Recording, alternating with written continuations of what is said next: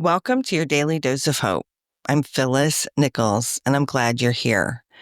Yesterday, I talked about being invited to a group of women that meet somewhat regularly to talk about mostly things that are current event related here in Columbus, Ohio, where I live. And it got me thinking about what it means to belong and what it means to build community. So I wanted to talk about that today because we know that hope doesn't happen in isolation. It's something that we grow and expands when we're in connection with other people. So whether you're navigating a difficult time or maybe just looking for more meaningful relationships or making some new friends, being part of a supportive community can be a lifeline. It can be helpful. And so I wanted to share a couple of ways how we can build community. And I think it's a lot easier than we might think. The first is to just start with shared curiosity. It's easy to find a group of people that are meeting perhaps about a hobby that you're interested in. You could take a class. It could be something that's online or in person, but something centered around things that genuinely interest you. It could be a creative endeavor or wellness related. Activism, certainly, there's lots of things happening there, or a part of a book club or a gardening club.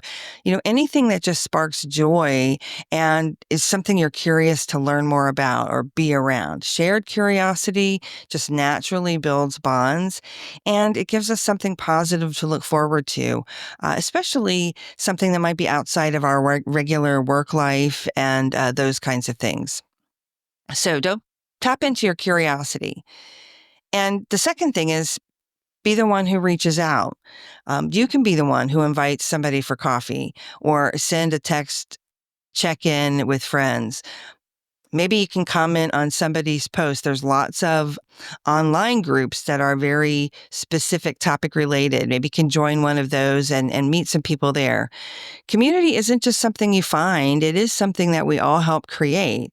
So being intentional about having one-on-one connections or making new connections can definitely lead to new friendships that can really sustain and be interesting and hopeful for you. And the last thing is to create a ritual of gathering. Maybe you're the one who organizes that Zoom chat for your bunch of friends that you don't get to see very often, or you organize a Sunday walk at the park, or a weekly group message around with coworkers. It's just something that you can depend on. It kind of becomes a regular part of your routine. There's a gentleman I follow online who, for a long time, I want to say years, has been doing a thread on Friday afternoons just saying, tell me something good that happened this week. And it gets hundreds of comments and interaction. And, the point isn't the numbers. I think it's just something that it always happens. And it's just this positive moment, no matter how crazy the week has been.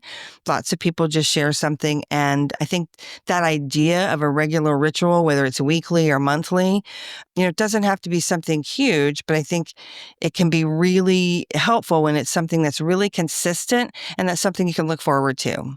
Being part of a hopeful, encouraging community, it's not about having tons of people. It's just about having the right people in your life, people who see you and support you, and people who remind us that we're not alone. So hopefully you'll have a great day today, and think about how you might lean into your curiosity or reach out to someone and start building that kind of community that you want to be a part of. This podcast is part of the Sound Advice FM network. Sound Advice FM, Women's Voices Amplified.